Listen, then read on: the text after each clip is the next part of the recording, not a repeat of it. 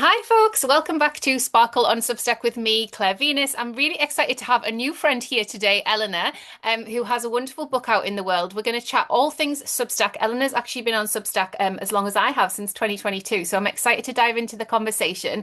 I'll let Eleanor introduce herself, and then hopefully this is a really exciting listen for you all. Hi, Eleanor. Hello, this is cool. So I think we actually met in real life. This year was it in Alnwick in a Oh, beautiful did kind of we?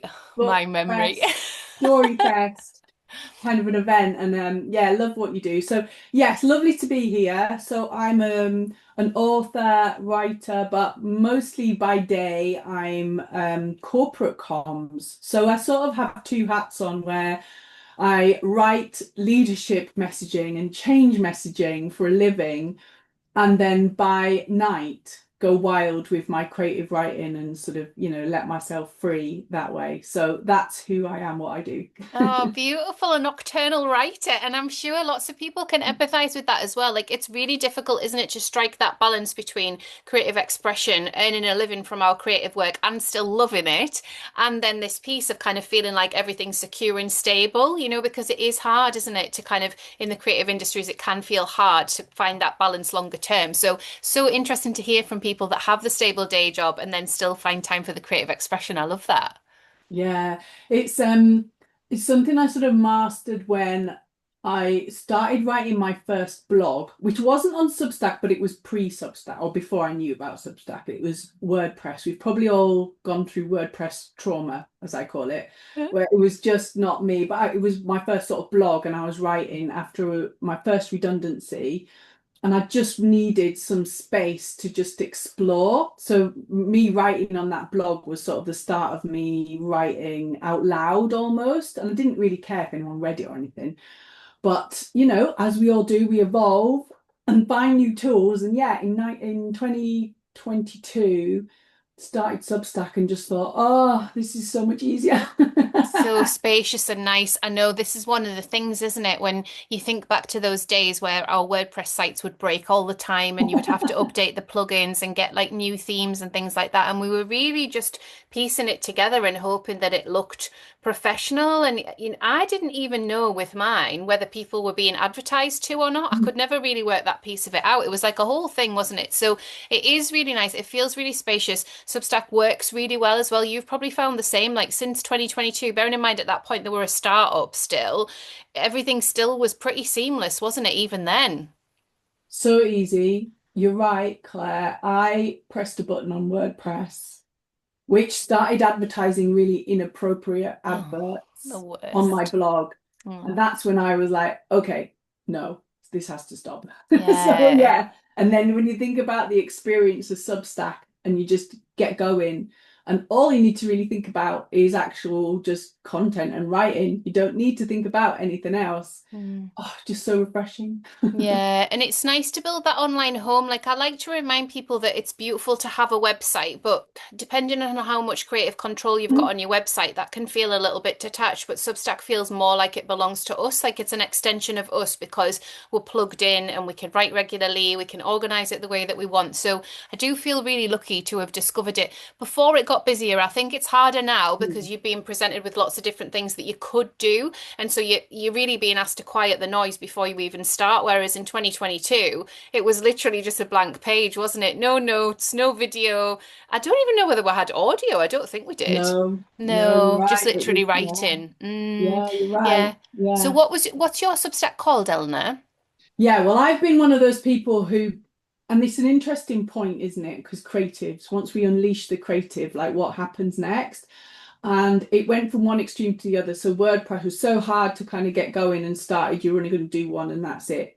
Substack I found so easy. I've actually got four or five which Oh, is completely overwhelming and ridiculous, and I activate them in different parts. But as I said, this year I've actually dialed down Substack a little bit, very intentionally to create some space because I was writing a book and getting it right. out there. Mm, And now I'm back into like dial it up, follow people, mm. subscribe again, and getting because it's so full of ideas. But you're right, Yeah. it You've can got to, get a yeah, bit you got to overwhelming. be But careful with it, haven't you? yeah, it can get kind of a bit overwhelming. But my first Substack I started was Another Door. So it was the same blog as what I'd started on WordPress. I just kind of transferred the idea. And it Yeah. was all about just writing out loud what happens when a door closes in your life, what happens next, asking those questions. But then I started experimented a little bit, and I know you talk about this as well. Like you can experiment with Substack to see what works and what doesn't. Yeah. I was quite lucky. I had already a little crowd, not massive crowd, but little crowd from WordPress, and I moved them over to Substack so I could sort of see what people were reading because I like the analytics on Substack and Yeah, you it's can kind of good. see. But you'll remember that they were a bit tricky at the beginning, but you could still see. And eventually I got into a bit more of a rhythm with my Another Door Substack, which made it easier. At first, I was just writing when I had an idea, when I felt inspired, and I know that you talk about like these moments of Mm. spark and when you write, but I actually started to find that hard a couple of years ago. So I put more structure in. So I used to write on my Substack on a Thursday night, put a little structure around it eventually to help me think and send it out on a Friday morning. And even though that goes against everything that I am like creative and find your moment, it just helped to get it out there, helped to structure my thoughts. And I found that the readership grew and people read it more when they knew when it was coming. So it's Mm. kind of like one of those. So that Substack is one that I've sort of evolved and tuned into, but that's the one, my main one is Another Door. Yeah, and that's the one that I can see on your profile. So if you guys are watching this in the future and you go to Eleanor's profile and there are other Substacks, then those will be the other ones that are whirring away in the background. And like They're I told, hidden. I actually only hid them last week because, did as I you? said, I got overwhelmed. I started to kind of Mm, like follow too many people. So just stop the whole thing, but yeah, forgot to stop mine, which was yeah. even stupider. So I'm actually doing the reverse. I'm stopping mine, focusing on Another Door, Hmm. starting to follow other people again, Yeah. and then I'll reintroduce because yes, I've got 5 or 6 Substacks sitting there, And I ridiculous. think at one time that would have sort of been fine. Like I have three, but I did have four, but they all had like very specific purposes.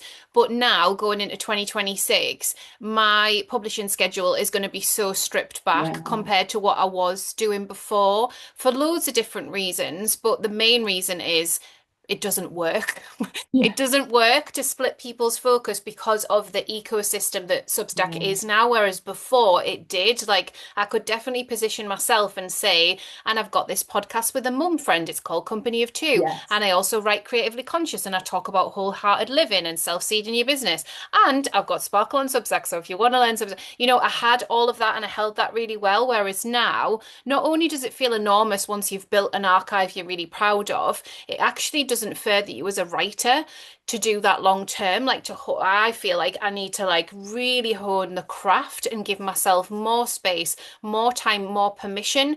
I think for me last year with Creatively Conscious, it was important for me to have a best-selling paid newsletter because Mm. I think part of it is just, and this won't be everybody's voices, but there was a lot of people that wanted to be like, well, it's okay for you. You teach Substack on Substack, so you're bound to be popular.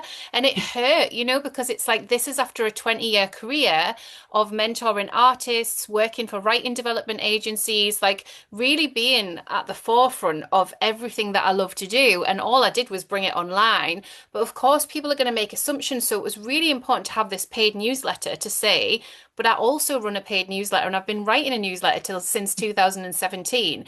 And this year, it's almost like I've like now that once I'd achieved sort of bestseller and I ran with that for a bit, it's like who am I trying to prove what to though? Mm. Because if people want to have that opinion or voice or judgment, it's fine. Like I'm the one that has to be happy in my life and fulfilled in my craft. So yeah, I think it's a really interesting time to be doing the stripping back and the focusing in. And like you say, when you're writing a book, who has time to juggle all the substacks?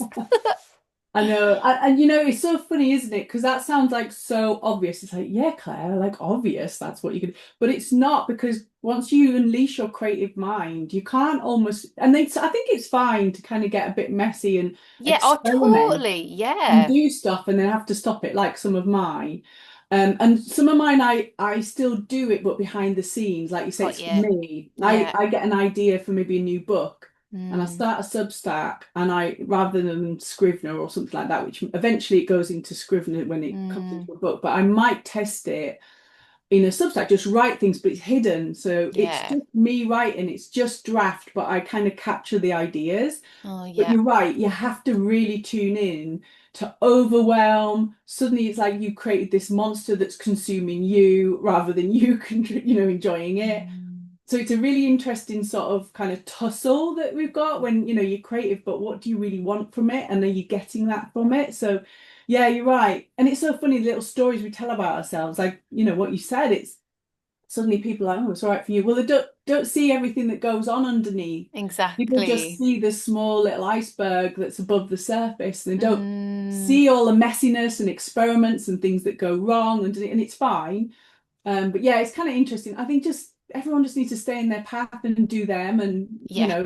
get on with their Yeah. own little world and see Yeah. what And I happens. think, it can just feel a bit exposing writing online, but I think it does build a muscle and a bit of a flex around how we want to position and how we want to hold our readers as well, because then we know who's for us and who's not, and who might have a judgment and move on, and who might stay long term and who might stay for a season. And all of that's really beautiful, isn't it? Because it's such a transient time writing online. You might gather, and this is what Substack lead us to believe, you gather thousands of subscribers or, hundreds of paid subscribers or whatever, but then what? And I'm always asking that question of myself and my clients now, because it's like you can gather all of that for sure, but then what, how long do you want to hold them for? And what does that look like for you? What does that relationship look like? What does the community look like?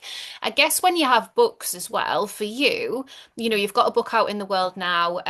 We can get into that, but I'd love to know more about when you decided to write that book. Like, when in your journey were you already on Substack? How did that all come about? And did you find that people who read your Substack were quite receptive to buying the book? Yeah, great question.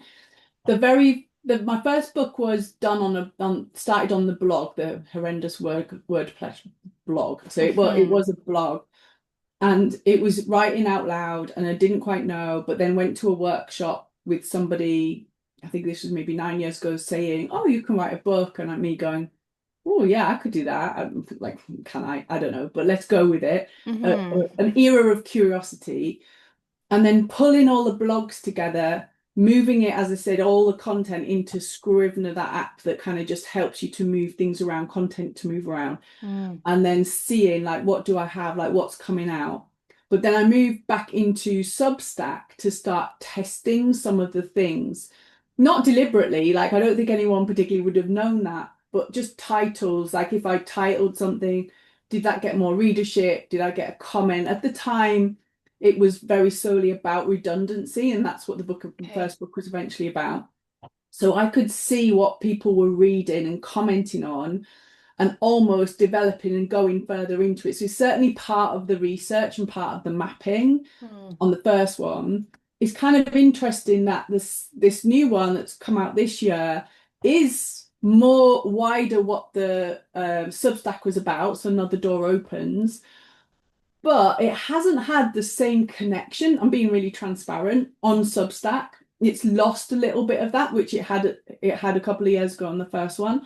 So Mm. I think that's kind of interesting insight itself. But as you say, things have moved and shifted anyway. There's a lot more choice out there for what people subscribe to, so it's a little bit harder. But yeah, I think my audience were people who originally signed up to, they'd lost a job, and so they were following it for a reason, and I stretched it a little bit to make it more development and more how do we navigate change, Mm. but not everyone comes with you on that. So I think it's interesting just to, when you've been doing something for a while, stop and go, yeah, I've changed, have my audience changed, who are Yes. they, where are Mm. they now? Because sometimes it shifts, and I think sometimes you have to go, "God, I'm gonna have to start again on this new it's awful because you think, oh no, I'll just move those people with me, but they're not the same audience. They don't want to read that same thing." So yeah, it's a kind of interesting one in terms of who are you talking to, and sometimes you have to start all over again with a completely different audience, different topic, and it feels horrible and beginner mindset kicks in. But that's what you have to do sometimes to create. So yeah, two different experiences really to how I kind of got to the two books from originally blogging. I love that in terms of what is resonating with an audience because like you say, so what's the first book called again? I just had it up on my Google before. Well, the first book was all about redundancy, so it was why losing your job could be the best thing that ever happened to you, Yeah. and it was 5 Steps to Thrive. But the blog was originally called Another Door, and it was Mm, all about another door opens when you lose your job. So all right. of the writing 9 years ago was about that, and so the audience, you can imagine, it's very and again, it's the detail of understanding the audience. Like that audience, when you Yeah. lose your job, you're really interested in this stuff for a very small amount of time. So I had people join, be very intense, comment, Yeah. absolutely like listen to the podcast and then disappear. So my Mm, sort of list used to go like this and then like this because hmm people are coming and going and joining. So it's very transient in itself. mm, So that was quite interesting to think about, and how you place a book in that moment of time is really yeah. challenging because you have people have to know about it the minute they need it to get it.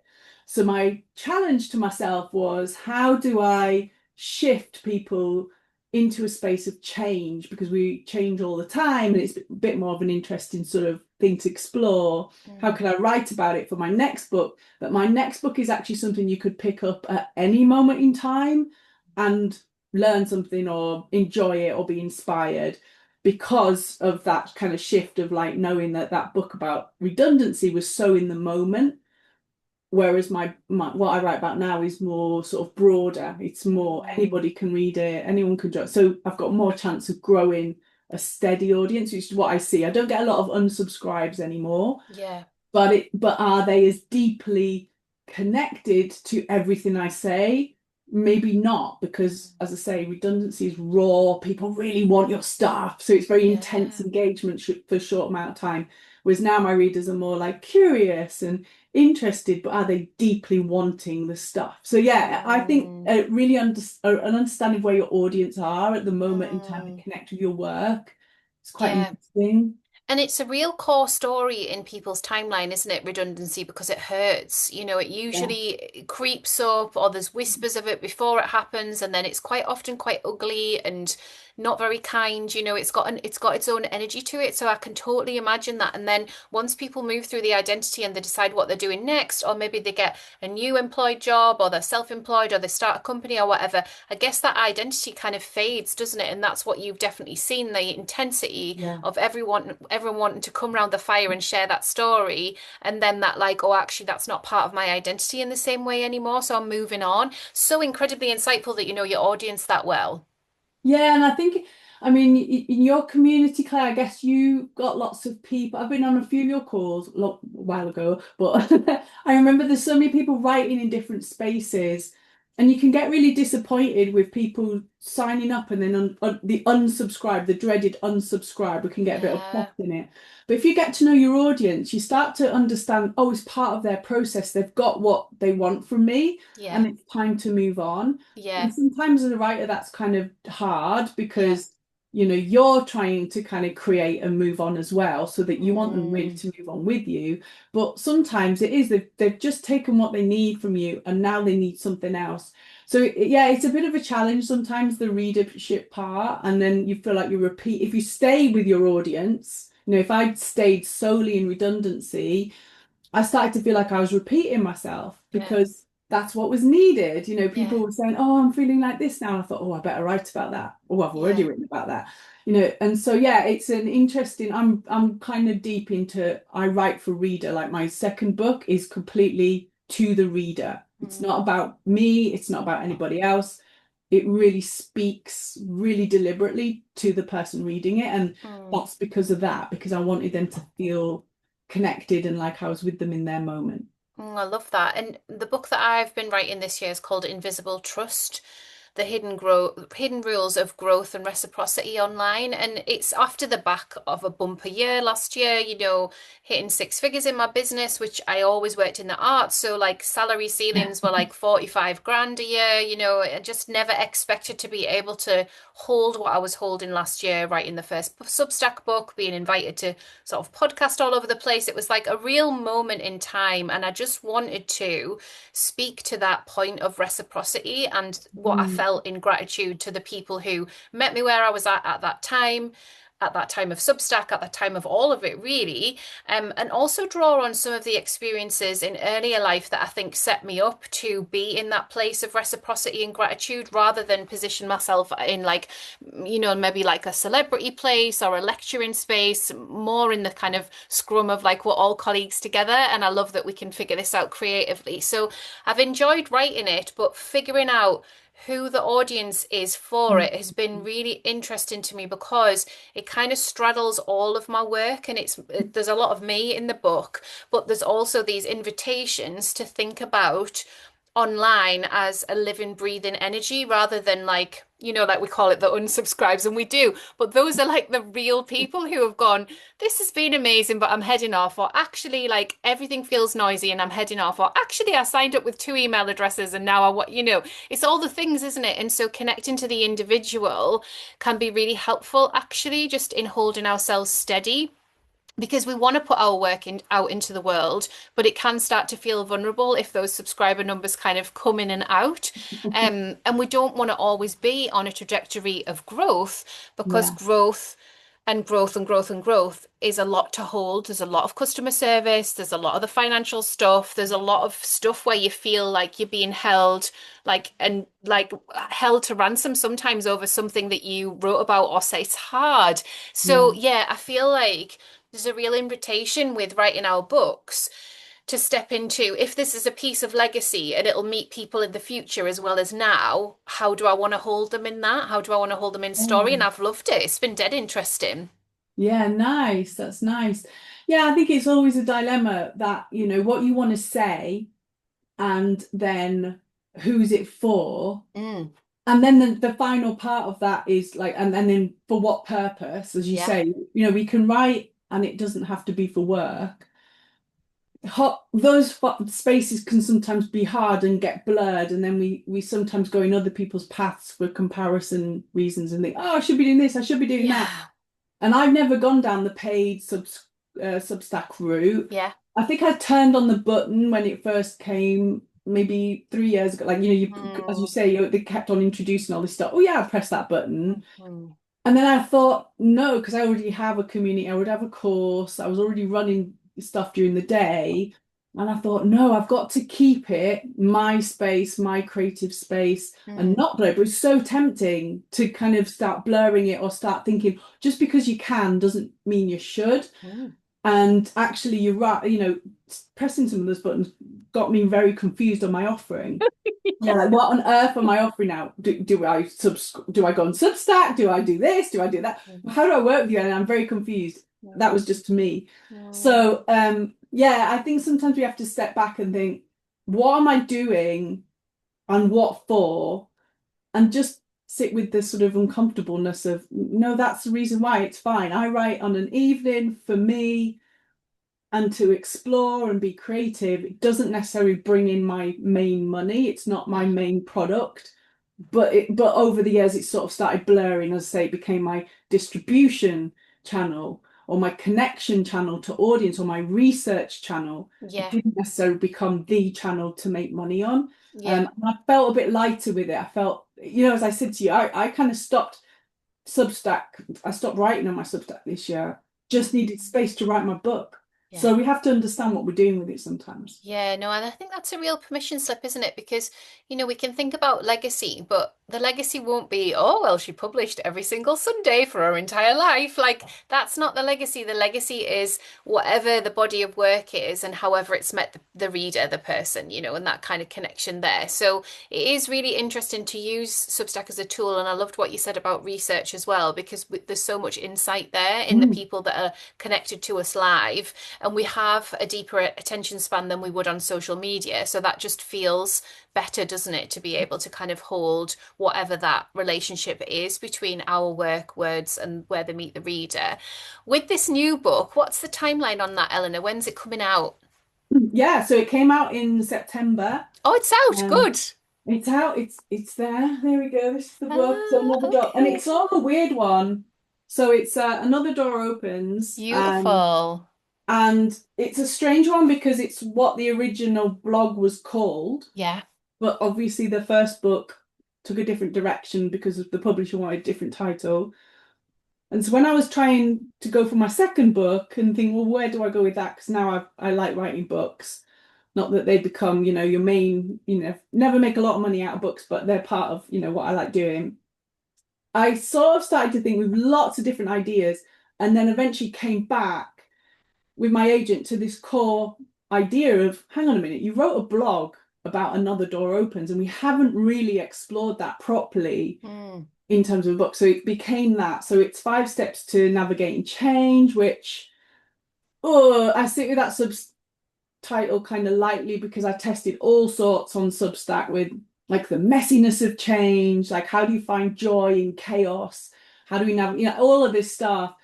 But the publisher, the editor, like the simplicity of a door closing, the opportunity that creates, and the 5 steps. So we kind of simplified a lot of the kind of crazy ideas that you can test on Substack and get reactions from, and it's a bit more clean and simple.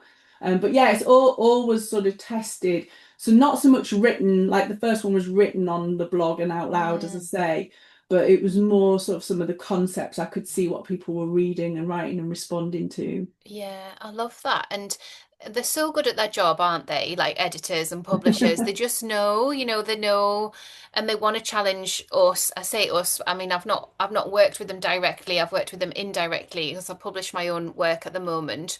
We'll see what happens in the future, but I'm super Yeah. comfortable with that at the minute. Yeah. But I do love the fact that we can push back slightly.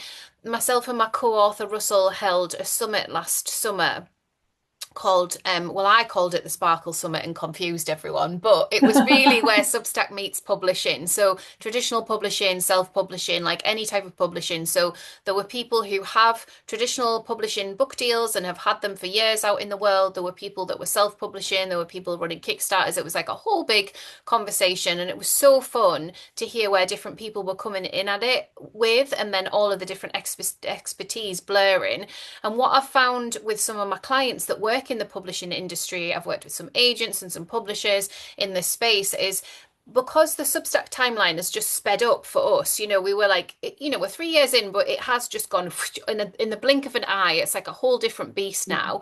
They haven't quite caught up with how powerful it is and what's possible on this platform. So when we're able to articulate back to them, oh, well, I put that out in a post, I'll put that out in a note, and I got loads of feedback and stuff like that. That's also useful for them, isn't it? Because we do have that depth of connection. Like you say, it was sort of akin to the old blogging days when people would have had a really successful blog and had that deep connection with audience, and we have that on Substack as well. Yeah, you're right. And the speed is, I think the bit there, the watch out there for us all is what we're listening to and Yeah, trying to find that medium. Like once you've got your concept for your book and you've kind of got the framework and you've got the reader and you're kind of like really in that space. And I think that's why I switched a lot off to give yeah, space you to need breathe it. the idea, because you Mm, can suddenly get sidetracked, or like, someone just puts a comment on like, oh, I'm, blah, blah, blah. And you think, oh, that's it. I need to redress that. And suddenly you go down a hole and start. And I've done it before. I've kind of like had a comment from someone about something and thought, oh yeah, no, it's about that. And suddenly you're off track. So you have to be really careful with, once you're in the space of, I'm setting this out, this is what I'm actually going yeah. to convert my blogging and my kind of writing into something that, like a book, like a product. You have Mm, to put it through a product lens, and that is the slight difference, isn't it, from having this freedom to write on Substack to then a product. You can't go back and tweak. I wish I yeah, could, yeah, yeah, but you can't. And you got to really think a bit more clearly about the product you're creating. yeah. But yeah, it's such a great space for experimenting and finding things out. I got loads of little insights. Like I remember somebody saying, when I was writing about pause, like the 5 steps, the first one is pause, you've got to stop, Mm, build time in to reflect or rest. To do good change, you have to. And I mm, remember writing a little blog about that on Substack, and somebody putting, yeah, it's a bit of a privilege though, isn't it? Like it's all very well. And that was such a great insight. And it actually started coming out in the beta readers as well, because I got a couple of beta mm, readers who were Substack people, and then they became yeah. beta Oh, readers. that's cool. Yeah. And we were able to talk about it, and I dialed that up massively in the book. Mm, So that was a great little insight. Like, no, it's not a privilege. We mm, have to somehow do it, even if it's 10 minutes. of stopping and thinking. Otherwise, what are we doing? Like Yeah, we're just sort a of thousand operating miles out an of reaction. hour. Yeah. Yeah. So And it's great for little insights, I think, sometimes. yeah, it definitely is, and I remember being very cautious of sort of referencing my own privilege in some of the earlier podcast episodes because I was aware when I listened to other podcasts, like nobody was referencing their background or where they'd come from. It was just like it was all so easeful, and I was Yeah. like gosh, like I know I've had a 20-year career in the arts. Like I bought a house with a really cheap mortgage so that we could afford to work part-time when I had my kids. Like anything where Yeah. people might just not understand that there was conscious choice in that. And that, yeah, I wanted to sort of check my own privilege in it, but also be really open to the conversations that we're all coming from different places with things, aren't we? And yeah, I don't think to pause is a privilege. I think to pause is definitely an invitation, and there's a million and one things we're distracted by that we wouldn't need to be distracted by. We know this, don't we? We know what pulls on our attention all the time. And if we just cut some of that noise down, like you very expertly did when you needed to, then there is the space and time for pausing, isn't there? Yeah, yeah, it's such a great example of just something, yeah, like a little nugget someone puts on your work and you just think, ooh, and go a bit deeper with it and explore it. And as I say, it gave me so many different ideas about pausing can look like for people. It's all in the Mm-hmm. book. We can pause in all we're even allowed to scroll, which might be good news for people. Like I found this piece of research which said that actually scrolling, controlled scrolling, or just disappearing on social media for Yeah. maybe like 5-10 minutes is fine because we need the distraction. So don't beat yourself up about it. But it's when it becomes like out of control, you kind of think, oh my God, I've just done this for an hour. What on earth Just am I an doing? hour, That's yeah. different. But this kind of controlled script. So I found this little piece of research about it and I was like, oh my God, this is brilliant. So I just started expanding off the back of a comment on Substack, just this idea of, yeah, all of these things can mean different things for people. Mm-hmm. But we have to just have an open mind to like, yeah, where are we coming from? What's the perspective on it? It's not all just quite as easy. Like you say, it can feel a little bit like we've forgotten to tell the backstory or Yeah. acknowledge the different perspectives sometimes. And I think writing can help us as long as we invite audience to Mm. have insight on that. Mm. I'm super interested in your online reading that you do. Like, obviously, I know that you work a corporate job. I know that you love Substack and you've had those 3 years on there, like I have. I found for myself that I was reading way less. Part of it was a capacity thing. Part of it was just like I just didn't feel like excited about anything that was being published for a while there. I was just like, yeah, I'm not really interested anymore. I feel like I've just read everything there is to read. I did a lot of reading, when I was first on the platform, quit social media and only did Substack. Like I've been through lots of different Mm. iterations with it, and now I'm reading again with boundaries. So I read on the weekends, mostly now, a little bit some evenings. But I delete the Substack app Friday through to Sunday as well. So it's felt, since I started doing that, it's felt better. Like it's felt better for my creative practice, but it's also felt better in terms of those feelings that you described of like feeling compelled that you should, do something. I've had members come to me and say, I'm leaving, I'm actually unsubscribing from everything. So like their Substack becomes just them and their Substack and they're not subscribed to anything. And I love it. I'm like, wow, like I love that, and I just wonder if you can shed some light and some insight into how you are reading, if you are reading on there at the moment. You mentioned sort of quieting all the noise to write your book. Do you feel like with this filter now, you're coming at it with a new, like in a new way, with sort of fresh eyes of like, okay, 50 subscriptions is my maximum or 10 is, what's all that looking like for you? Yeah, good question. Maybe ask me by the end of the year because I said I've just unleashed myself again to allow myself to follow and Come in subscribe and again. stuff. Yeah, great Yeah. question. Let's see where we end up. But yeah, it can be a little bit addictive. It can be a little bit like, oh, I've got to. I think what I realized was at one point I'm probably dialed down a lot of social media and Yeah. I'm not on X, I'm not on TikTok, I'm not on any of that. I just don't want it. It's 52 years old. I don't want that in my life. Like it's done. I want the space. So that was a conscious decision. And at one point I realized with Substack when it turned on the notes and you could start following people because you couldn't before. You had to just subscribe and suddenly you could follow. I started using it a little bit like a Twitter or a little bit like a TikTok where you start following, you just click everything. And I realized like, whoa, what am I doing? So when you go into notes and you see like comments, what people do, that started to become overwhelming. Yeah. Suddenly everybody's got these cool comments. I felt like it was a bit of a cool kids club where you had to do like cool comments. Otherwise, what you're commenting on. So I just started to think, oh my goodness, I don't quite know what I'm getting from this. Mm. So I was a bit conscious of like, okay, don't just follow every name that you know. Like, oh, I know that name. I know that name. Big authors. I actually started to use it, especially when I was actually writing the book last year, when I was doing a little bit more depth. What people are coming from different perspectives and not just in my space. Mm. So people like sports stars who are exploring something, or artists who were doing something different from a different sort of cultural background. Mm. Or I think I followed someone who was doing his whole thing was about trying to get vinyl back on to people's shelves. And it was about maybe 3 years ago when I first started.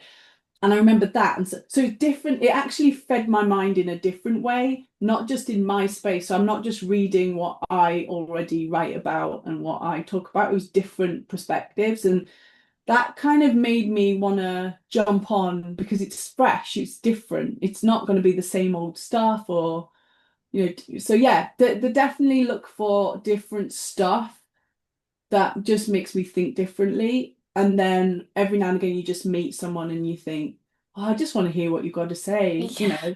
That's Yeah. simple as that. Yeah. I just like, so I just want you to drop in my inbox every now and again. And I just want to hear Mm. some funny stuff or some interesting stuff that makes me think. So that's where I'm sort of going with it as I'm going back on. I've created a new email for myself, which is just for Substack Nice. or Smart. subscribe or blogs, because I know there's ghosts as well. There's other Mm. things, isn't there? But anything I subscribe to that's a reader thing, it's one email. So Go again, in it there. doesn't merge into sort of work stuff and get really overwhelming. So Yeah, yeah. I think that's so savvy. Like, there's so much of it, isn't there, with especially with notes. Like, I definitely try to be present on notes. It's one of the main growth tools and discovery tools on Substack. So I do try and be present, but I have curated it so it is mainly like nice and cozy content. Like, I don't see anything that I don't want to see. It's all fine. I feel like with my reading, where I'm at personally is I just want to read books. Like I feel Mm, like I'm just a bit over reading Substacks now.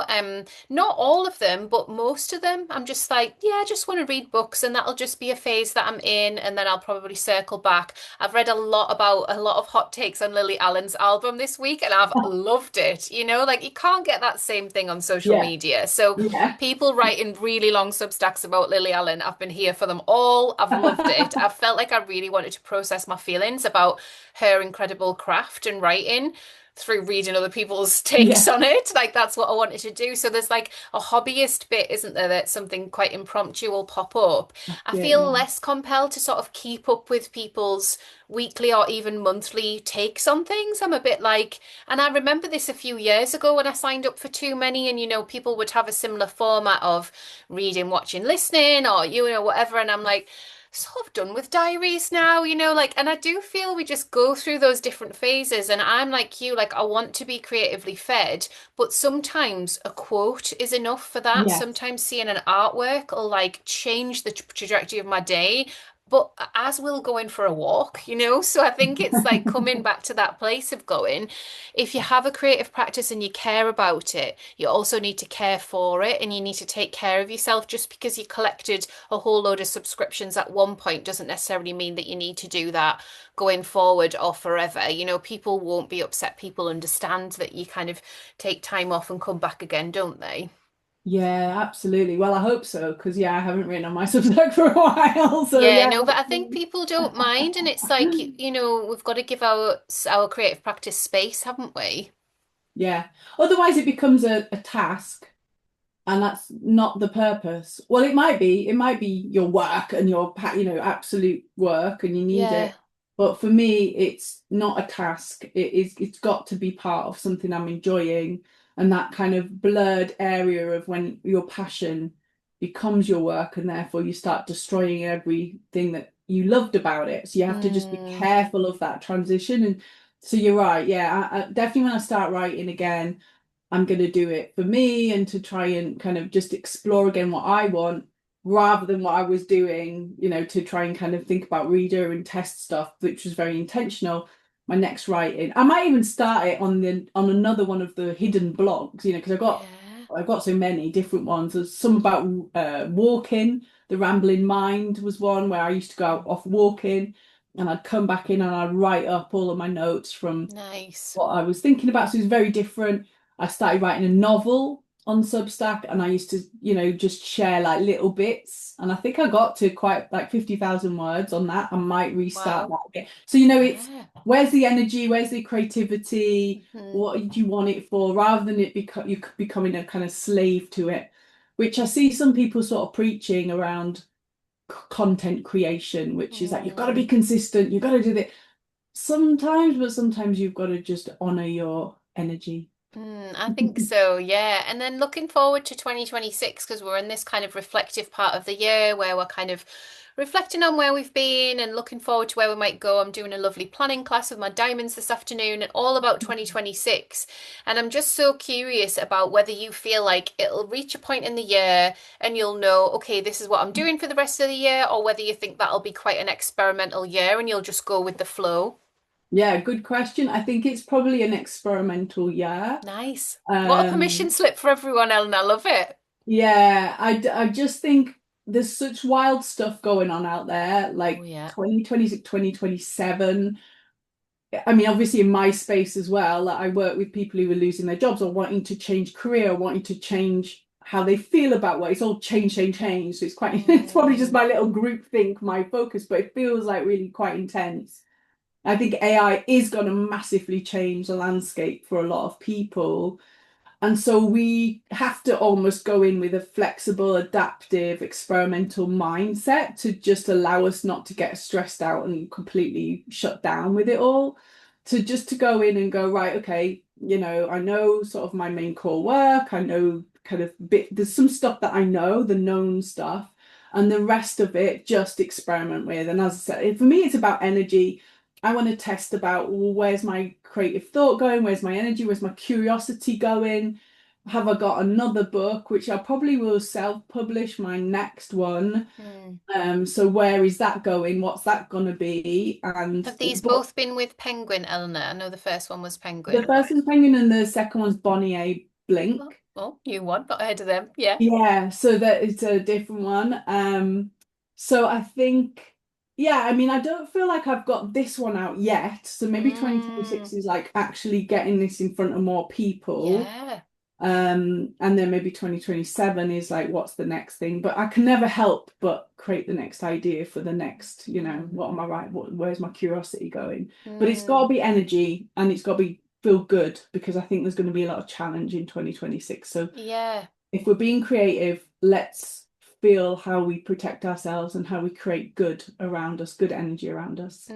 Good energy, and I love that. And my advice to people is always, imagining your Substack as if it was a place and you were inviting people to a physical place and then holding that energy for yourself despite all of the different directions you might go with your writing. Because I think the essence of that, like on Creatively Conscious, it's a beach party and everybody's invited to stop by. So it's that like inclusive, but Yeah. it's a beach party. So you have to like beaches, so that's part of it. Like you have to like expansive skies and seas, and you have to be conscious Stand in about between your feet. standing between your feet. You have to feel things, that's really the analogy there. Gather around the fire, tell some stories, see where it takes you, meet some people. And then on Sparkle, I'm like, it's a festival and you'll get tired. So let's have a festival, but then also quiet all of that and do your own thing. Like I Yeah. say that a lot. I don't know whether it translates to my American audience, but I'll say it's like a pick and mix sweet shop. Like you pick what feels good to you. Go into the archive, come to a call if you want to. Don't come to anything for 3 months, whatever you want. And I Yeah. think those permission slips and those analogies really help our audience to take the permission. Like, I hate the thing of like thinking that people might feel guilty for like not reading or missing or whatever. And it's like, well, that was always supposed to be how it was. It's not, you've not done anything wrong. It's not school. You get to Yeah. choose. Yeah, I love that. You're right. And we feel so bad if we, like, I used to feel really bad if I missed a Thursday Did you? writing. Did you? Yeah, really bad. Oh. And that's ridiculous. It's not, but it's so beautiful to share because where's that coming from? Because people don't mind. People don't mind. I You think know, they there even is care or you don't notice. want to be seen as flaky. Like I definitely have seen Yeah. people promise the world behind a paywall and Yeah. then just flake off for 3 months. And I'm Yes. like, I Yeah. don't think that's great, guys, because we have to be professional here. People are paying us that you've got customers, you've got a Yeah. business as soon as you turn on paid.